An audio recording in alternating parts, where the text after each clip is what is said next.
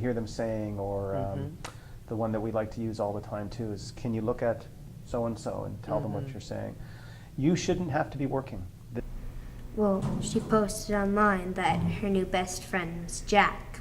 And I thought that we were best friends. What are you hearing there? Well, I did do that, but it was a joke. It wasn't real. I don't really have a new best friend called Jack. It was just a joke that me and my friends had. Can you talk to Allie about that? Well, my mom has a bit of an alcohol issue, so I go to this thing where me and a few other kids talk about how our parents have alcohol issues and how they drink a lot, and it actually really helped. And we like to make a bit of a joke about it, not to keep it too serious. So we like to say, my new best friend's Jack and stuff, like, because that's like beer and stuff. So it's kind of just like a joke we have. It's not like, it wasn't real, it was just a joke.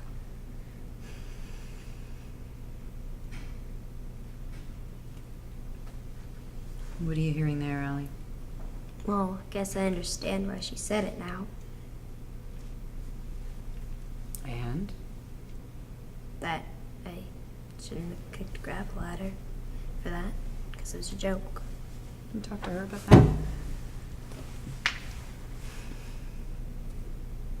I don't know.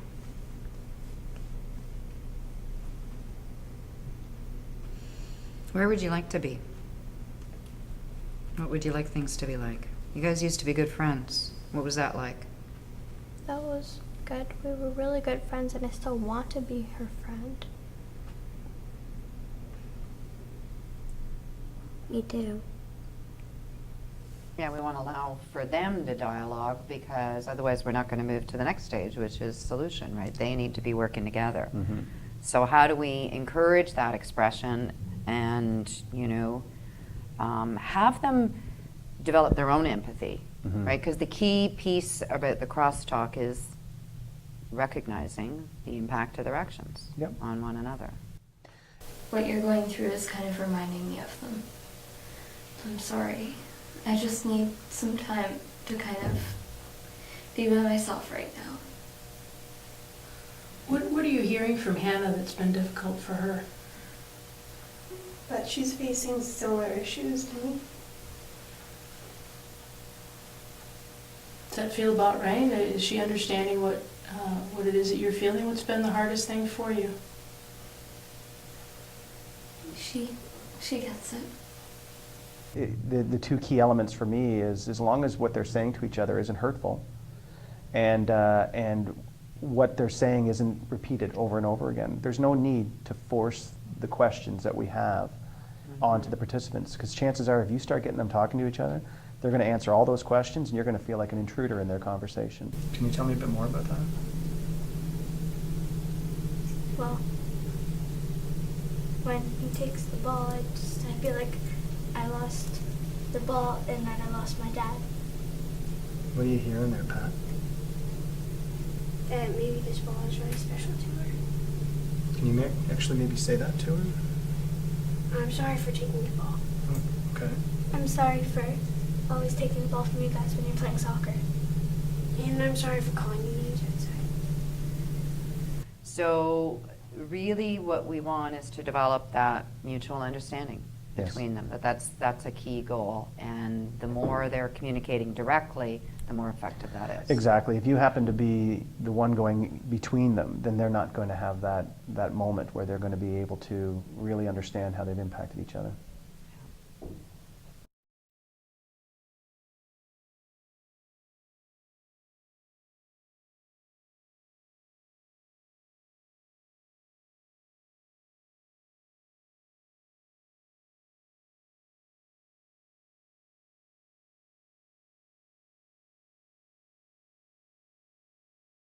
So I'm thinking by now they probably want to talk. There you go.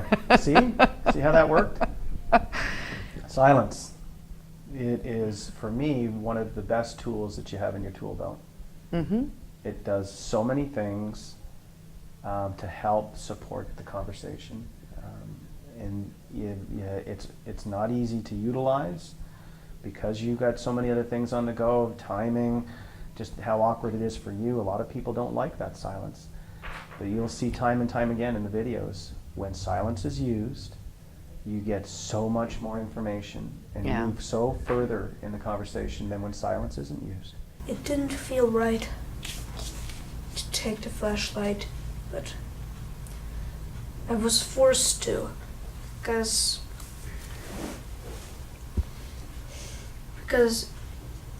I felt alone.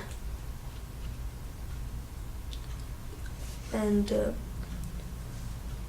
then I met that group of kids. I thought it was cool because, look, they were older than me and they wanted to hang out with me, which is pretty unusual. Why did you choose me and stuff like that? But then, and I felt like I had company, but I didn't want to lose that company, like from being alone again, as it was before. Was I that bad of a friend? No.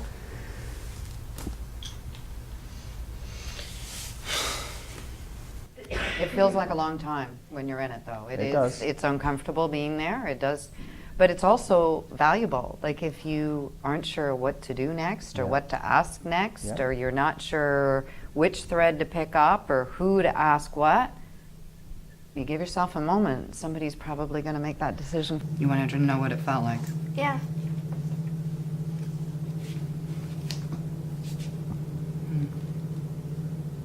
What do you think that's feeling like now? I don't know. Maybe she's kind of mad at me.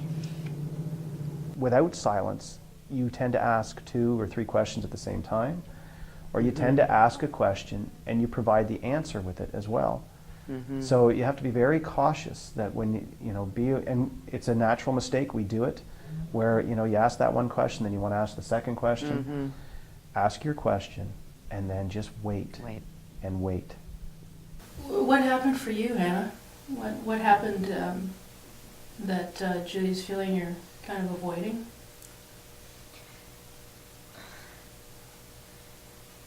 Julia,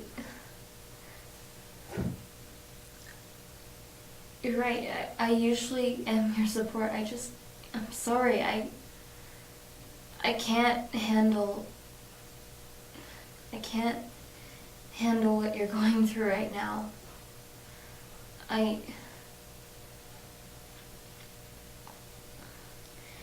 We always talk about what's going on with you, what you're going through that's hard, but I don't talk about what goes on with me, and I like it that way. I like just keeping things to myself.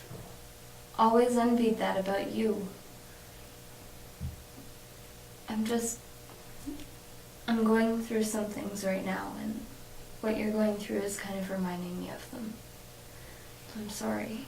I just need some time to kind of be by myself right now. Ands and the becauses, because. go on, just taking a breath and allowing it to happen, because the kids are so used to us, just jumping in and getting our feet dirty and not allowing them the opportunity to really, internalize what it's like to actually answer a question. I just really didn't want the end of the day to come without it being dealt with. Because? Because then I would need to show my dad when I got home.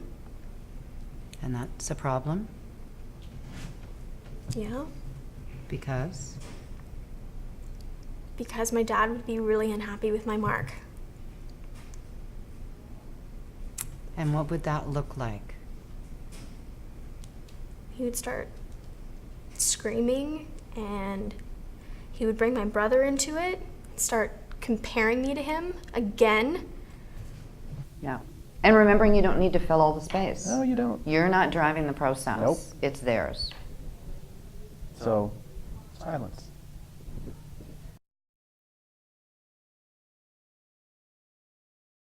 So if you're fortunate enough to get to this stage of the game, You're getting close. then you're getting really close. Yeah. The mutual solution. And there's a danger in this, and you'll This see is it. a hard one. You'll see it time and time again in the videos where we want to move to the solution so fast. Too soon. Get to that solution, move on, and on to the next. What are you hearing about what's difficult for him? That is, he didn't really mean it. He just said it because he's used to it. He didn't mean it. Is that pretty accurate? Well, what is it that you would like to do to make things right? Borrow his history.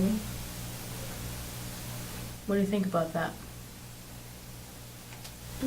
Maybe he can come over to my house and we can study the same notes.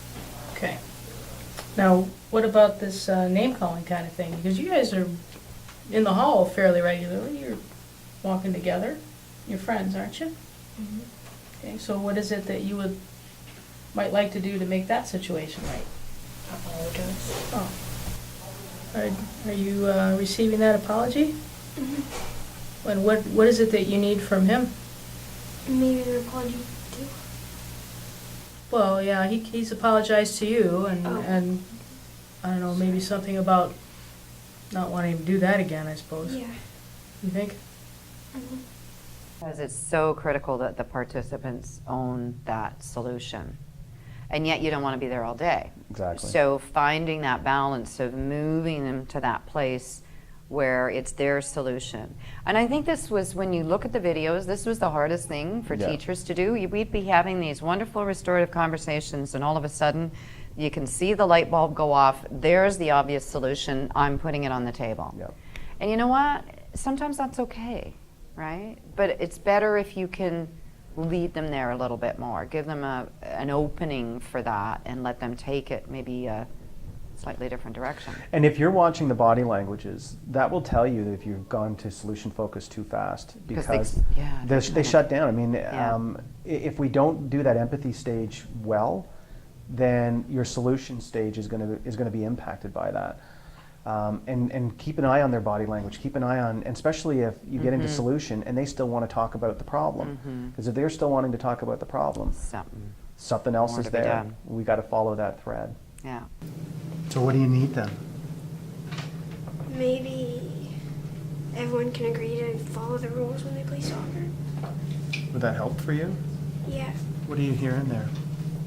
That he wants everyone to play fair. Does that make sense? Yeah.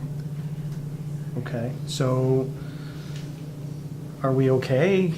You guys are still looking kind of sad. Is there anything more that we need to talk about? No. Okay, everything cool? And the other caution with that piece is that it's almost like they know that they're expected to make an apology. Oh, yeah. So part of the solution that they will offer up is an apology. Yeah. It almost seems like the kids know that that's what's expected, and they start to move there when you ask them what the solution is. Yeah. So I think the other piece of that is being really clear about you own this, and you want to apologize, that's up to you, that's between you, and what does that, Exactly, yeah. look like, and how's that going to help? Sounds like you kind of understand what happened. What can you do? I guess apologies. It's up to you. Really sorry that you didn't understand, and I get why you were mad, and I get that you didn't understand that it was just a joke, and I'm sorry for posting that. I'm sorry I kicked gravel at you. I didn't understand. You guys have any ideas about what you can do to make sure you understand one another? Next time I post something like that, I guess I'll make sure everyone understands it's a joke, and that everyone understands it's a joke, and I won't post it like it's real. That work for you? Yeah. What do you think you could do to help make sure you don't get back here again?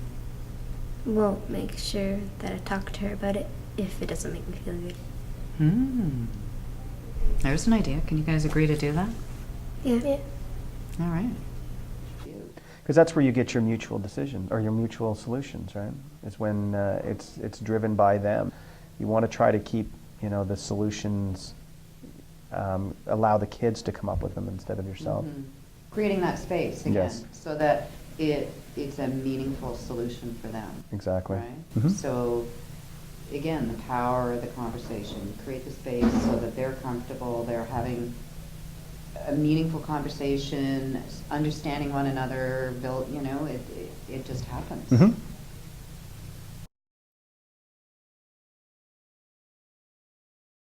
The closing. Final piece? It is, and just as important as all the other ones that we talked about. It's important for a whole number of reasons, actually. To ensure that the kids are walking away feeling like they've been heard, and that there is going to be some closure, as much as you want to be careful using that term. But that something is going to get done, and there's going to be some restoration. Yeah. And the opportunity for follow-up. Because inevitably you cannot do everything at once, and you would be there for an hour with a conversation if you were trying to, because you're moving into the counseling mode. But if things come up, you have the red flags, then it's an opportunity to reiterate what else is available and any referrals you might be making, or to make sure you allow for follow-up to do that at a later date. Realize, girls, that these are really difficult situations, and certainly things that you don't have to deal with alone, or even just with the two of you. We have all kinds of supports in school. We have the adolescent care worker. We have the teachers that you trust and can go to. We can help out with community services and anything else. So if you get to that point where you feel you need to expand some support, would you be able to come to us to do that? You can come together or separately. Either is fine. It sounds like you have a really nice support system together, but don't forget that we're here to help you. Okay. Okay. Maybe whenever one of us just kind of gets overwhelmed, we can go there instead. Yeah. Sounds like a plan. Okay, great. Now you have your classes together and you're good to go. You can take a while to get yourselves together, and we'll get you set up for the rest of your day. Okay. Good. Yep. Whatever works. And you have to be aware of that for your own personal well-being too. Is what is a red flag for you? Are you comfortable with the level of information that has just been shared? Do you shut it down? Do you get support? Is that going to impact just how much movement that you've made with that conversation? There's a whole lot of things that you have to consider. As kids start revealing information, because we don't want it to be counseling. And that's just, you're the expert when it comes to your kids, so you know best when you should shut it down or when to allow it to continue. Is there anything else that you need from this conversation, or anything you need from Katrina right now? Well, other than my iPod, nothing. Okay. And is there anything that you need from the conversation? No. No. Are you feeling better about the situation now? Okay. Yeah. So there's that piece, and then there's also just the follow-up to make sure that what they tried out, which may, again, have been a partial solution that needs to be developed, whether that's working, whether it needs some more modification, whether things are still going smoothly, or whether there is more intervention or assistance needed. Right? And the other piece to that as well is if you do get the kids sharing this type of information, part of the closure is also the confidentiality. Yeah. Knowing that the kids are aware of what each other has just now said to each other, how do you minimize that information then being shared out to everybody else and then really exacerbating the situation? So, before walking out of that room or walking away from the conversation, ensuring that there is a level of understanding about what they've shared and how neither one of them would want that information being passed along to others, or a discussion about what that may look like, feel like, or sound like. Yeah, and ensuring you've got that mutual respect. And then, as we mentioned, the times where they might actually be able to complete that process on their own. There's a couple of lovely examples in the video where people say, well, it doesn't seem like you need me anymore. Do you guys want to go talk about this a little bit more on your own? What's interesting here is that you both seem to be struggling with a similar problem. Yeah? you're having issues. Maybe it's an opportunity to not here, but to share that struggle and see if you can patch things up. Mm-hmm. Do you think we've made a good start at fixing this? Do you need me anymore? No. No. So you're going to give the light back, and can you check in with me tomorrow? Tell me how things are going? Yeah. You good with that, Catherine? Yeah. You good with that, Joel? Yep. Either of you got anything else you want to add? No. Hey, I'm really proud of the way you handle yourself with this conversation. See how powerful it is? Yeah? Okay, I'll see you tomorrow. If you come to a solution pretty quickly, that in itself should almost raise a red flag if somebody is capitulating. And that's where the follow-up is so important too, because you may find out that it's actually, Intimidation. Yeah, intimidation, the long-standing bullying incident where the one kid will agree to just about anything just to get out of that room because they're worried about their safety and what might happen afterwards. So that follow-up, that's the reason for the follow-up. And then also letting your staff, letting your admin know that that you've done the mending conversation, the kind of the protocol that you may have set up within your building. Yeah. Okay, when you're in a school and people are in harm's way, where do you go? Teachers. Right. Where else? The principal. Right. Anybody else? Parents. Right. And all the staff, support staff too, are there for you. All right. So we need to make your relationship safer and your classroom safer. That's what I'm hearing you say. So I'm going to talk to your teacher and help facilitate this class moving, and then maybe we'll touch base next week and see how we're doing. Does that work? Yeah. Yeah. Okay. Well, it was nice to meet you both. Next time I hope I see you in a different light. Okay? All right. Off you go and have a good day. So everybody knows what you're doing for one another. Yes. And the biggest thing about the follow-up is the kids know, oh, yeah, it wasn't just like a 5-minute conversation that wasn't important. It was, they are interested. Yes. And